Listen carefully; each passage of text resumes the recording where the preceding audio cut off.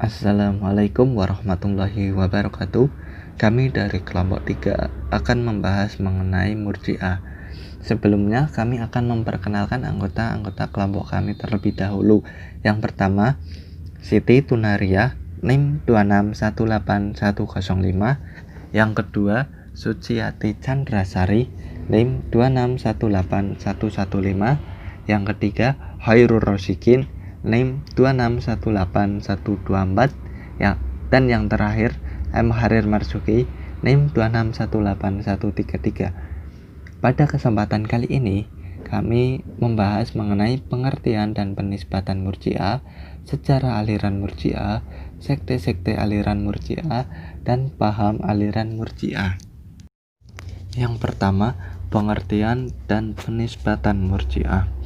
Kata Murji'ah menurut bahasa berasal dari kata irja yang mempunyai beberapa pengertian antara lain. Yang pertama, penangguhan, karena mereka menangguhkan perbuatan dari niat dan balasan. Yang kedua, berarti memberi harapan, bahwa Murji'ah berasal dari kata al-roja yang berarti harapan. Jadi al-irja bermakna ita, sedangkan al-roja memberi harapan. Dua makna inilah yang menurut Al-Syahrastani menjadi asal makna ar-roja.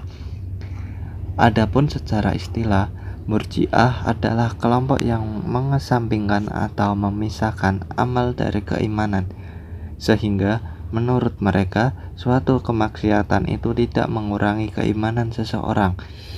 Dari sini jelas sekali hubungan antara makna al-irja sebagai istilah dengan dua makna etimologinya. Berdasarkan makna pertama, mereka disebut Murji'ah karena mereka mengakhirkan atau mengesampingkan amal dari keimanan. Sedangkan berdasarkan makna kedua, mereka disebut Murji'ah karena mereka menjadikan orang-orang menjadi al-roja yang berlebihan tanpa ada kekhawatiran sama sekali bahwa dosa-dosa yang mereka perbuat akan mencederai keimanan mereka. Ini berarti mengakhirkan atau menomorsatukan amal perbuatan dari iman. Kemudian yang kedua, sejarah aliran Murji'ah. Kaum Murji'ah ditimbulkan oleh persoalan politik, sama halnya dengan kaum Khawarij. Tegasnya, persoalan khalifah yang membawa perpecahan di kalangan umat Islam setelah terbunuhnya Utsman bin Affan. Seperti yang telah dibahas, kaum Khawarij pada mulanya adalah penyokong Ali, tetapi kemudian menjadi musuhnya. Karena adanya perlawanan ini, kelompok yang setia pada Ali bertambah keras dan kuat membelanya dan merupakan satu golongan lain yang disebut Syiah. Ada beberapa teori tentang kemunculan Murji'ah. Teori pertama mengatakan bahwa gagasan irja atau arja dikembangkan oleh sebagian sahabat untuk menjamin persatuan dan kesatuan umat Islam ketika terjadi pertikaian politik antara Khawarij dan Syiah. Diperkirakan Murji'ah muncul bersamaan dengan kemunculan Khawarij dan Syiah. Teori lain mengatakan bahwa Murji'ah muncul pertama kali sebagai gerakan politik oleh cucu Ali, yaitu Al-Hans bin Muhammad Al-Hanafiyah sekitar tahun 695. Teori lain menceritakan bahwa ketika terjadi perseteruan antara Ali dan Muawiyah, dilakukan tahkim atas usulan Amr bin As, seorang kaki tangan Muawiyah. Kelompok Ali terpecah menjadi dua kubu yang pro dan kubu yang kontra. Kubu yang kontra akhirnya keluar dari Ali, yakni kaum Khawarij. Mereka berpendapat bahwa tahkim merupakan dosa besar dan orang yang melaksanakannya termasuk orang yang kafir. Pendapat ini ditentang oleh kaum Murji'ah. Kemudian yang ketiga, sekte-sekte aliran Murji'ah. Sekte dalam aliran Murji'ah tidak jelas jumlahnya karena masing-masing ahli memiliki pendapat masing-masing. Al-Baghdadi membagi mereka dalam 3 golongan, yaitu Al-Murji'ah yang dipengaruhi ajaran-ajaran Al-Qadariyah, Al-Murji'ah yang dipengaruhi ajaran-ajaran Al-Jabariyah, dan Al-Murji'ah yang tidak dipengaruhi keduanya. Golongan ketiga ini terdiri dari 5 sekte, yaitu Al-Yunusiyah, Al-Ghazaniyah, Al-Saubaniyah, Al-Tumaniyah, dan Al-Murisiyah. Al-Asy'ari membagi menjadi 12 golongan, sedangkan Al-Sahrastani membagi menjadi 3 sekte, yaitu Al-Murji'ah, Al-Khawarij, Al-Murji'ah Al-Jabariyah, Al-Murji'ah Asli. Aliran Murji'ah dapat dibagi menjadi 2 golongan besar, yaitu golongan moderat dan golongan ekstrem. Adapun yang termasuk Murji'ah ekstrem sebagai berikut: golongan Al-Jahmiyah, golongan Zahiliyah, golongan Al-Yunusiyah, golongan Al-Ubaidiyah, golongan Al-Ghazaniyah. Kemudian yang terakhir yaitu paham aliran Murji'ah.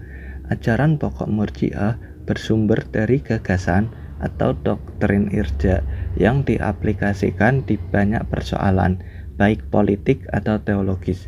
Di bidang politik, doktrin irja selalu netral yang diekspresikan dengan diam.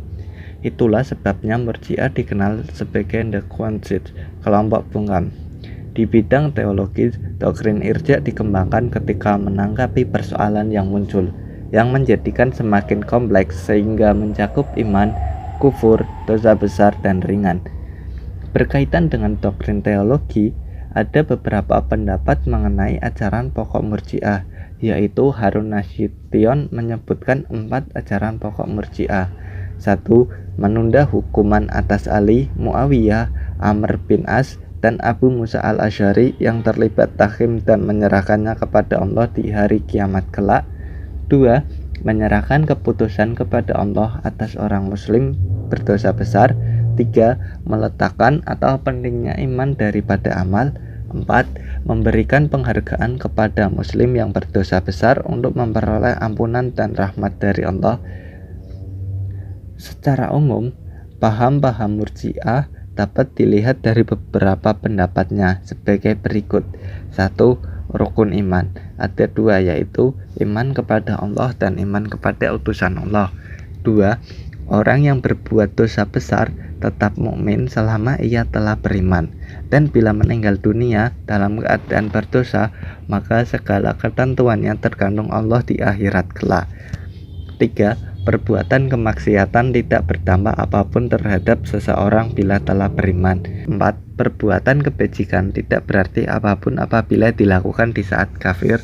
5. Golongan Murji'ah tidak mau mengkafirkan orang yang telah masuk Islam, sekalipun orang tersebut zalim, berbuat maksiat, dan lain-lain, sebab mereka mempunyai keyakinan bahwa perbuatan dosa sebesar apapun tidak mempengaruhi keimanan seseorang selama orang tersebut masih muslim, kecuali bila orang tersebut telah keluar dari Islam atau murtad, maka telah berhukum kafir. Dan yang terakhir, 6. Aliran Murji'ah juga menganggap bahwa orang yang lahirnya terlihat atau menampakkan kekufuran, namun bila batinnya tidak, maka orang tersebut tidak dapat dihukum kafir, sebab penilaian kafir atau tidaknya seseorang itu tidak dilihat dari segi lahirnya, namun bergantung pada batinnya, sebab ketentuan ada pada itikat seseorang dan bukan segi lahirianya. Mungkin itu saja yang dapat kami sampaikan. Kurang lebihnya mohon maaf bila ada kesalahan atau kekurangan. Kami dari kelompok 3 mengucapkan terima kasih. Wabillahi taufik wal hidayah. Wassalamualaikum warahmatullahi wabarakatuh.